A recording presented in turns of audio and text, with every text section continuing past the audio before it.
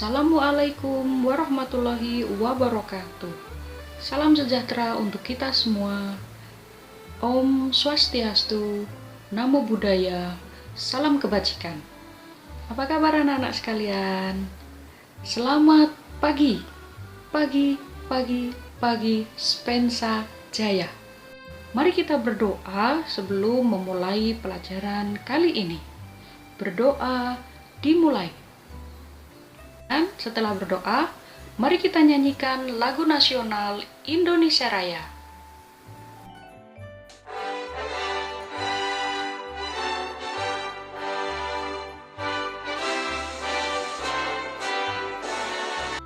Setelah anak-anak sekalian menyanyikan lagu Indonesia Raya, mari 15 menit ke depan kita akan membaca dengan melakukan literasi di tempat kita masing-masing. Kali ini kita akan melanjutkan materi yang baru tentang serangan umum 1 Maret. Akan tetapi Ibu ingatkan, jangan lupa untuk mengisi daftar hadir secara online. Kemudian, jangan lupa tetap jaga kebersihan dengan perilaku hidup bersih dan sehat. Materi ini adalah kelanjutan dari materi yang sebelumnya tentang upaya mempertahankan kemerdekaan Republik Indonesia. Yang pertama adalah melakukan perjuangan fisik. Yang kedua, melakukan perjuangan diplomasi. Nah, minggu kemarin kita sudah belajar tentang puputan Margarana, dan hari ini upaya perjuangan fisik lainnya adalah serangan umum 1 Maret. Nah, siapakah pemilik kursi ini? Apa perannya bagi bangsa Indonesia? Tentunya anak-anak sekalian sudah mengenal bahwa kursi ini adalah milik Panglima Besar Jenderal Sudirman. Oke, bagus sekali. Nah, setelah mempelajari materi ini, anak-anak diharapkan dapat mengidentifikasi perkembangan politik, sosial, ekonomi, budaya di Indonesia pada masa perjuangan mempertahankan kemerdekaan, khususnya di kota Yogyakarta. Yang kedua, anak-anak diharapkan untuk dapat mengenali tokoh dan perannya di dalam peristiwa serangan umum 1 Maret 1949. Hari ini, Ibu akan meminta kalian untuk berdiskusi melalui padlet.com. Diskusi kelompok bisa dilakukan secara online menggunakan media WA Group. Setelah berdiskusi, nanti kita akan games atau melakukan evaluasi melalui aplikasi quizzes.com. Sebelum membahas materi lebih jauh, mari kita lihat video yang berikut ini yang Ibu ambilkan dari youtube.com. Serangan umum 1 Maret 1949 adalah serangan yang dilaksanakan pada tanggal 1 Maret 1949 terhadap kota Yogyakarta secara besar-besaran yang direncanakan oleh jajaran tertinggi militer di wilayah Divisi 3 dengan mengikut sertakan beberapa pucuk pimpinan pemerintah sipil setempat berdasarkan instruksi Panglima Besar Jenderal Sudirman. Tujuannya adalah untuk membuktikan kepada dunia internasional bahwa TNI, bahwa Republik Indonesia masih ada dan cukup kuat. Hal ini digunakan untuk melawan propaganda Belanda yang menunjukkan bahwa Indonesia sudah tidak ada. Tentunya ada alasan khusus bagi TNI untuk melakukan penyerangan besar-besaran terhadap Yogyakarta. Ya, Yogyakarta waktu itu adalah ibu kota Republik Indonesia, namun sudah dikuasai oleh Belanda. Oleh karena itu, TNI bersama-sama dengan rakyat mengerahkan seluruh kemampuan untuk mengambil alih kekuasaan, menyabotase tempat-tempat penting di Yogyakarta dalam jangka waktu 6 jam. Sehingga peristiwa serangan umum 1 Maret ini akan sangat berarti bagi keberadaan Republik Indonesia yang khususnya saat itu beribu kota di Yogyakarta. Setelah ini kita akan berdiskusi di dalam padlet.com melalui link yang Ibu bagikan. Ada 5 bahan diskusi yang akan kita bahas hari ini. Yang pertama, mengapa terjadi serangan umum 1 Maret 1949?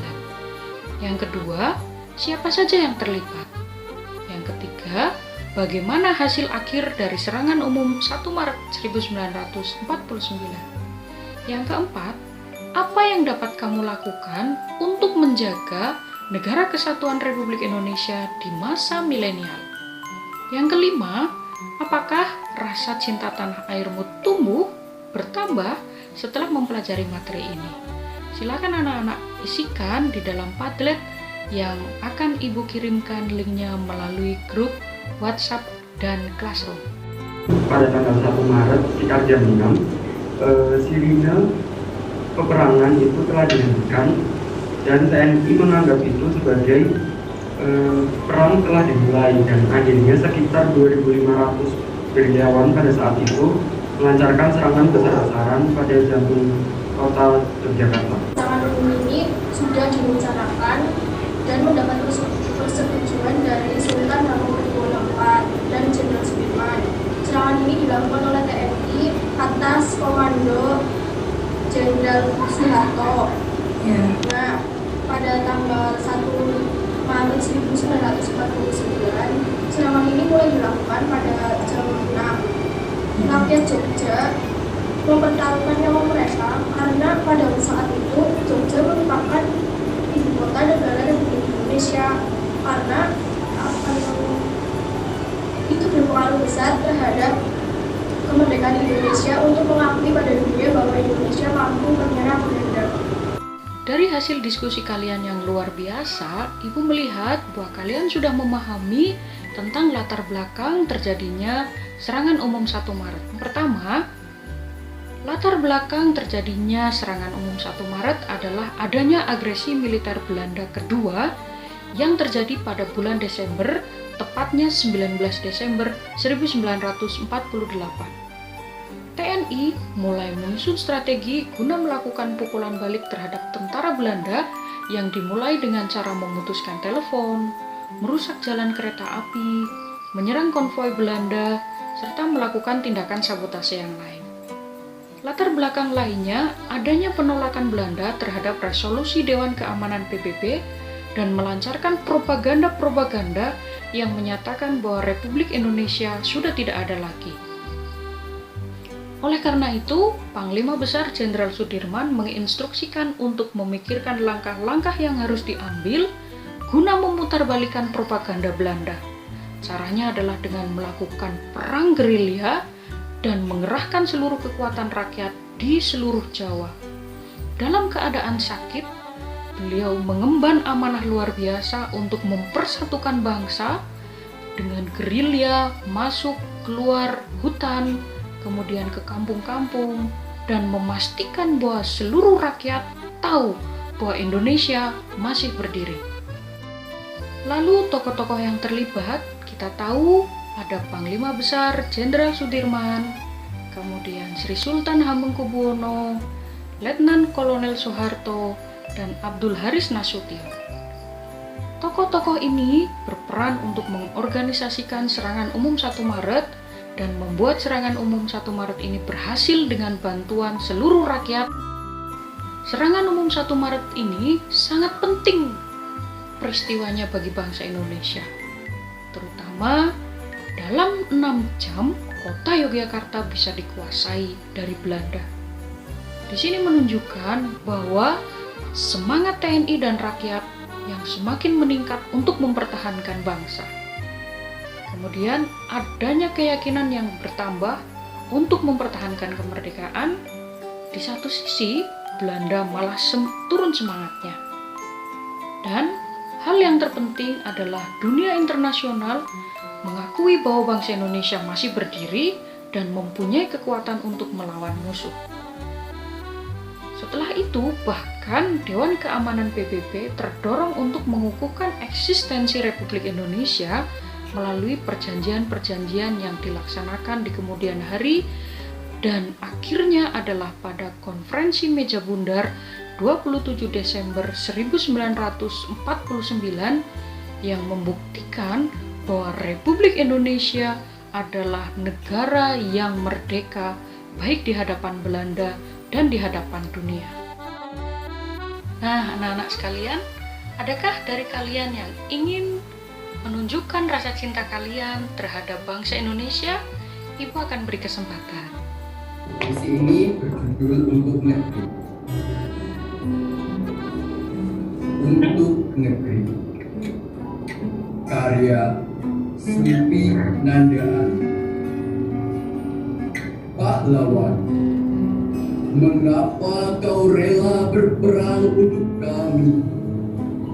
Mengapa kau rela berjuang demi negeri ini?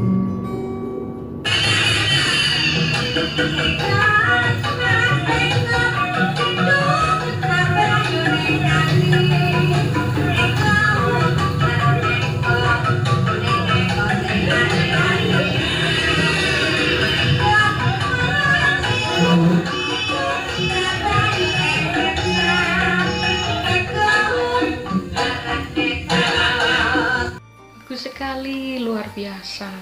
Anak-anak yang hebat mampu mempertahankan bangsa Indonesia di era milenial. Nah, anak-anak, kita akan mulai kuis. Silahkan kalian akses linknya dan kita mulai kuisnya. Oke, luar biasa untuk yang mendapat peringkat 1. Sangat bagus. Nah, setelah pembelajaran hari ini, apakah rasa cinta tanah airmu semakin bertambah? Apa yang kalian pelajari hari ini? Sikap apa yang berubah setelah kalian mempelajari materi ini? Ibu harap kalian terus senantiasa menjaga rasa cinta tanah air kalian, supaya kalian di masa dewasa akan menjadi warga negara yang baik dan warga negara yang berkepribadian Indonesia, cinta dengan Indonesia, dan mengetahui sejarah bangsa yang luar biasa. Jangan lupa pelajari untuk materi minggu depan, yaitu tentang perjuangan diplomasi bangsa Indonesia.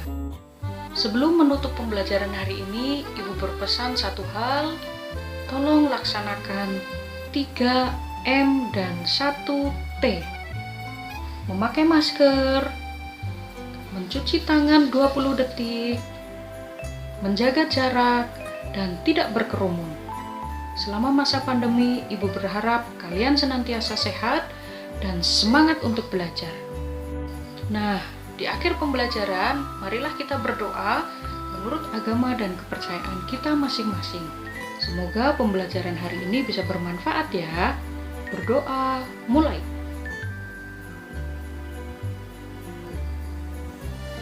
Selesai.